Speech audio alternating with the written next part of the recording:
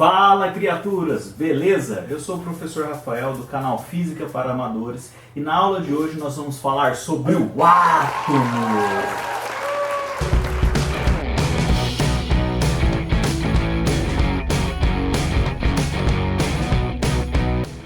No final dessa aula você vai conhecer o modelo atômico, identificar as partículas atômicas e saber o valor da carga elétrica elementar. O modelo atômico foi inicialmente proposto por Demócrito no século IV a.C. Ele propôs que todas as partículas, toda a matéria do universo fosse formada por minúsculas partículas que ele deu o nome de átomo, porque é não divisível, é a menor partícula possível. Esse conhecimento ficou adormecido durante um tempão, numa época muito complicada para a nossa ciência. Somente no século XIX que Dalton retoma do ponto onde Demócrito parou. Voltou a ter um modelo de átomo indivisível, que é conhecido como bola de bilhar. Depois, no século XX, Thomson descobriu que essa partícula que era indivisível, na verdade ela tinha coisas incrustadas nela, que hoje nós vamos chamar de partículas atômicas. Tá? Ele percebeu também que essas partículas tinham cargas. Depois, no mesmo século, Rutherford descobriu que essa partícula, além de ter outras partículas, ela não era massiva, não era um todo. Ela tinha um núcleo e uma parte externa, que ele chamou de núcleo atômico e eletrosfera. Apesar desse conceito, ele errou em um detalhe. Ele dizia que era um modelo planetário. Depois Bohr foi perceber que essa eletrosfera, na verdade, ela era de camadas circulares, níveis de energias bem definidos. O modelo que nós vamos utilizar é conhecido como o modelo de Rutherford-Bohr. E nesse modelo nós temos um núcleo onde ficam os prótons e os nêutrons e uma eletrosfera, que também pode ser chamada de nível de energia, camada, que é onde ficam os elétrons. Os elétrons, eles têm cargas negativas, enquanto os prótons têm cargas positivas. Millikan descobriu que o valor dessa carga era um valor fixo, que é conhecido como carga elementar.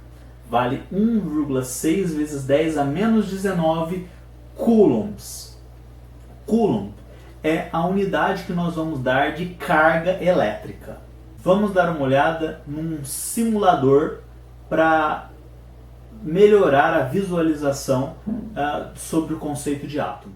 Essa simulação ela é oferecida pelo PHIT, tá? Pelo FET, e está disponível na internet gratuitamente. E ela simula o modelo atômico que nós vamos utilizar. Então aqui eu tenho o local onde é o núcleo atômico e aqui onde é a eletrosfera, cada camada que o átomo tem. Tá? Nessas bandejinhas eu tenho disponíveis aqui prótons, nêutrons e elétrons. Do lado direito eu tenho a possibilidade de observar os átomos na tabela periódica. Então tem uma tabela periódica simplificada e eu posso visualizar, conforme eu vou criando o átomo aqui, qual é esse átomo. Podemos perceber o seguinte: se eu incluir um próton lá no núcleo, esse átomo passa a ser o primeiro elemento da tabela periódica, o hidrogênio. Tá? O hidrogênio ele é determinado por ter apenas um próton no núcleo atômico.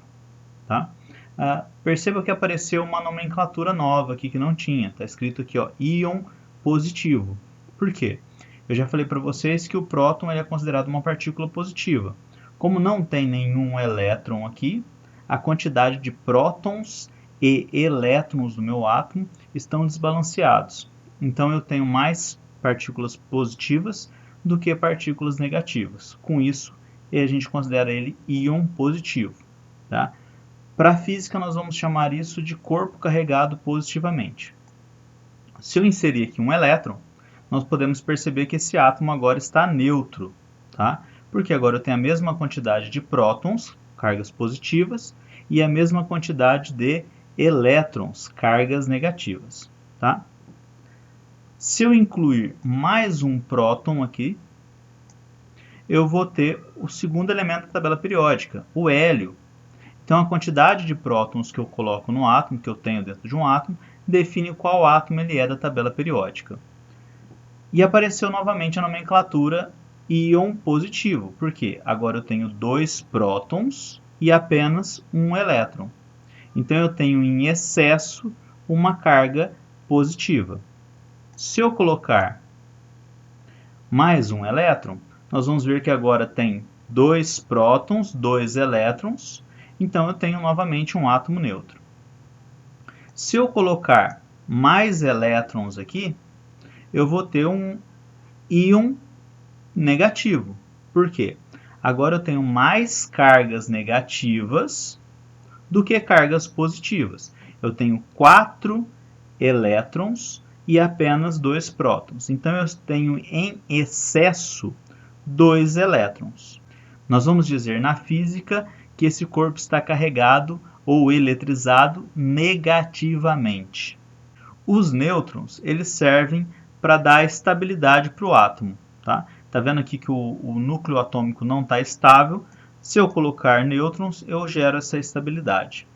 Perceba que o núcleo atômico é muito estável e é muito difícil de conseguirmos interagir com ele.